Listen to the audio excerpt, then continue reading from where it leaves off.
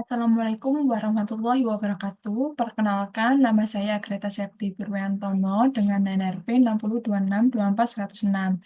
Di sini saya akan menjelaskan dari tugas saya mengenai paper review yang berjudul Recommender System with Multi-Objective Hybrid Harris-Hawk Optimization for Feature Selection and Disease Diagnosis. Eh, Selanjutnya, di sini saya akan menjelaskan mengenai problem statement. Pada jurnal ini membahas mengenai bagaimana meningkatkan akurasi diagnosis penyakit dengan memilih fitur yang paling relevan dari dataset medis yang kompleks. Serta juga jurnal ini mengusulkan sistem rekomendasi berbasis multi-objektif hybrid Harris-Hawk optimization atau biasa disebut MOCAHO untuk seleksi fitur. Pendekatan ini bertujuan untuk meningkatkan akurasi diagnosis dengan mengurangi fitur yang tidak relevan serta membandingkan efektivitasnya dengan metode lain seperti MoCA, MoHo, Autoencoder, PCA, dan CPD. Selanjutnya di sini mengenai assistant research. Di sini ada dua judul yang saya jelaskan. Ya, yang pertama mengenai diagnosis of chronic disease based on patient health record in IoT healthcare using the recommender system. Pada jurnal ini membahas mengenai recommender system yang menggunakan dua metode sebagai penelitian, yaitu collaborative filtering dan K-nearest neighbor untuk melakukan diagnosis penyakit kronis. Untuk judul selanjutnya yaitu outranking relation based multi-criteria recommender system for analysis of health risk using multi-objective feature selection approach. Pada jurnal ini juga membahas mengenai recommender system menggunakan multi-objective genetic algoritma untuk melakukan prediksi risiko kesehatan. Pada metodologi ini eh, membahas mengenai eh, dua metode, yaitu yang pertama genetic algorithm. Pada algoritma ini meniru konsep seleksi alam di mana solusi terbaik akan bereproduksi dan berkembang menjadi solusi yang lebih baik melalui proses seleksi dan evolusi. Yang selanjutnya mengenai Harris-Hawk optimization. HHO ini menggunakan mekanisme kelompatan acak untuk mencari solusi baru di tahap eksplorasi, sementara pada tahap eksploitasinya, algoritma ini menyesuaikan kecepatan dan arah pencariannya berdasarkan posisi terbaik yang ditemukan. Pada parameter evaluasi di sini ada 5 poin. Yang pertama mengenai balance accuracy, merupakan metrik pada jurnal ini untuk menangani masalah keseimbangan kelas dalam dataset medis. Untuk rumusnya sebagai berikut. Selanjutnya yaitu Matthew Correlation Coefficient, yaitu MCC ini lebih unggul dibandingkan metrik lain seperti akurasi biasa karena mempertimbangkan semua elemen dalam confusion matriksnya seperti TP, TN, FP, dan FN-nya dan memberikan gambaran yang lebih seimbang tentang performa model. Selanjutnya yaitu mengenai bookmaker informativeness. Pada metrik ini memberikan gambaran bahwa tentang sejauh mana model lebih baik daripada prediksi acak dalam membedakan antara kelas positif dan kognitifnya. Kelas positif dan negatifnya.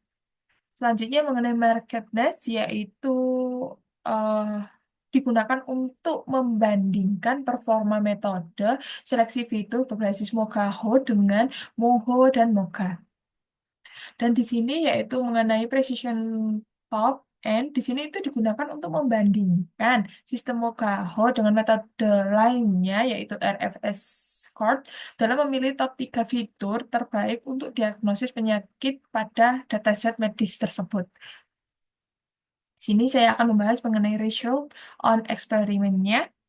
Di sini yaitu ada sebuah dataset berjumlah 10. Di sini terjelas terpampang yaitu mengenai fiturnya, sampelnya, klasisnya, dan imbalance ratio-nya. Seperti ini. Lalu selanjutnya di sini yaitu merupakan eh, grafik dari perbandingan Mokaho dengan Moka dan Moho dari perhitungan dari BA, MCC, BM, dan MK. Di sini saya akan jelaskan satu-satu mengenai 4 poin ini.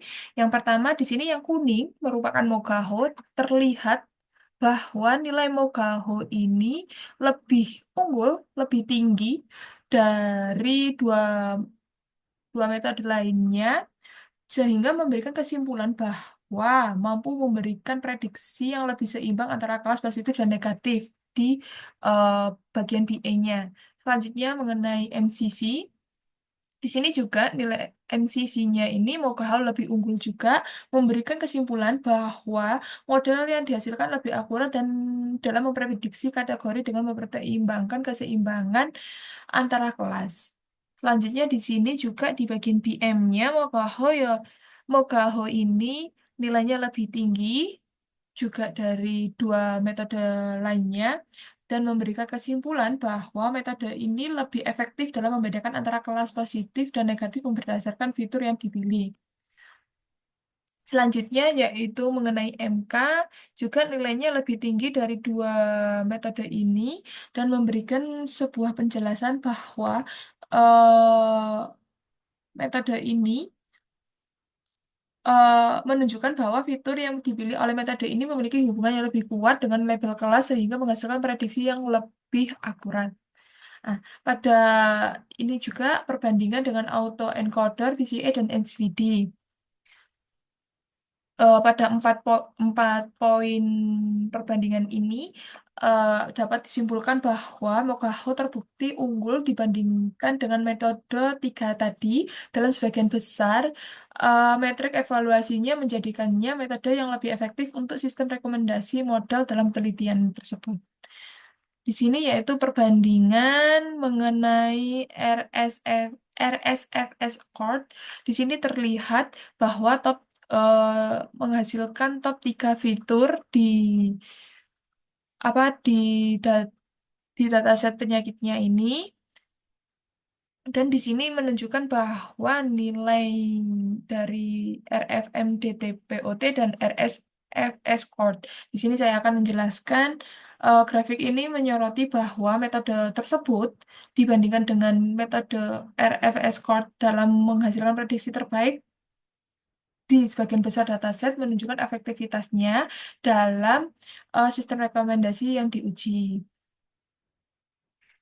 Di sini juga terlihat perbandingan running time-nya dari RSFSM-CDM dan RSFS-TPOT bahwa nilai ini lebih lama dibandingkan yang ini karena TPOT AutoML secara otomatis mengevaluasi banyak algoritma yang berbeda, menguji kombinasi fitur, dan mencari model terbaik berdasarkan data yang diberikan.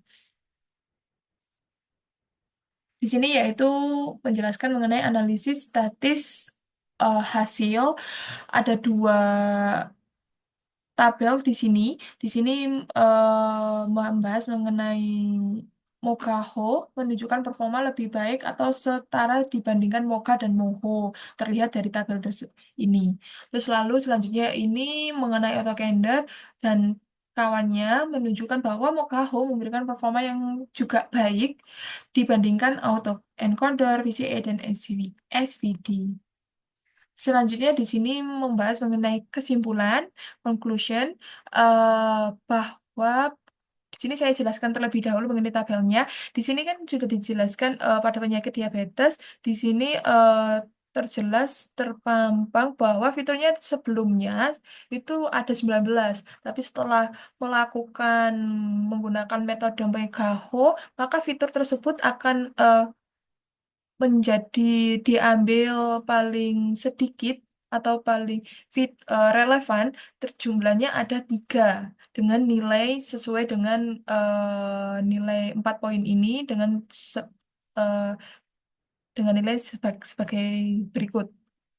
Maka dapat disimpulkan bahwa pendekatan dengan Mogaho memberikan performa yang lebih baik dibandingkan metode lainnya dalam banyak kasus, terutama